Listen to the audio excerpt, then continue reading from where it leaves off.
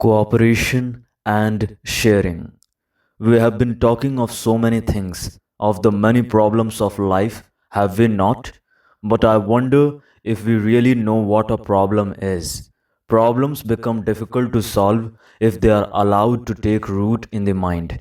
The mind creates the problems and then becomes the soil in which they take root. And once a problem is well established in the mind, it is very difficult to uproot it. What is essential is for the mind itself to see the problem and not give it the soil to grow. One of the basic problems confronting the world is the problem of cooperation. What does the word cooperation mean? To cooperate is to do things together, to build together, to feel together, to have something in common so that we can freely work together. But people generally don't feel inclined to work together naturally, easily, happily, and so they are compelled to work together through various inducements threat, fear, punishment, reward. This is the common practice throughout the world. Under tyrannical governments, you are brutally forced to work together. If you don't cooperate, you are liquidated or sent to a concentration camp. In the so called civilized nations, you are induced to work together through the concept of my country or for an ideology which has been very carefully worked out and widely propagated so that you accept it, or you work together to carry out a plan which somebody has drawn up, a blueprint for utopia. So it is the plan, the idea, the authority which induces people to work together. This is generally called cooperation, and in it there is always the implication of reward or punishment, which means that behind such cooperation there is fear. You are always working for something, for the country, for the king, for the party, for God or the master, for peace or to bring about this or that reform. Your idea of cooperation is to work together for a particular result. You have an ideal to build a perfect school or what you will, towards which you are working. Therefore, you say cooperation is necessary. All this implies authority. Does it not? There is always someone who is supposed to know what is the right thing to do, and therefore you say we must cooperate in carrying it out. Now, I don't call that cooperation at all. That is not cooperation. It is a form of greed, a form of fear, compulsion. Behind it, there is the threat that if you don't cooperate, the government won't recognize you, or the 5 year plan will fail, or you will be sent to a concentration camp, or your country will lose the war, or you may not go to heaven. There is always some form of inducement, and where there is inducement, there cannot be real cooperation. Nor is it cooperation when you and I work together merely because we have mutually agreed to do something. In any such agreement, what is important is the doing of that particular thing, not working together.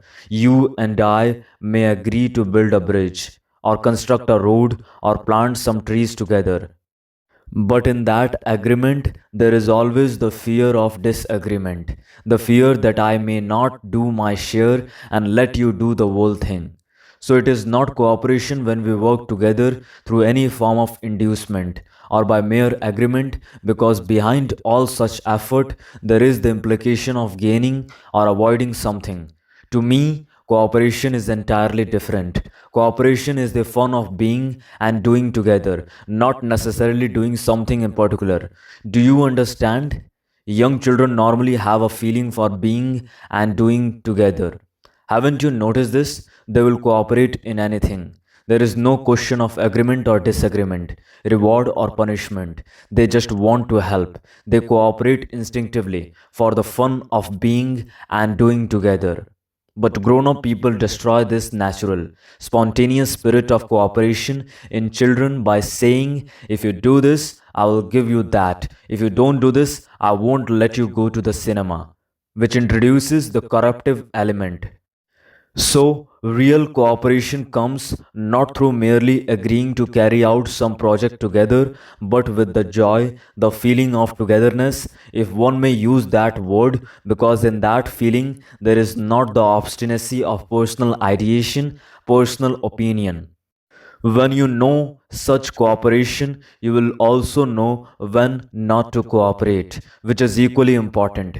Do you understand?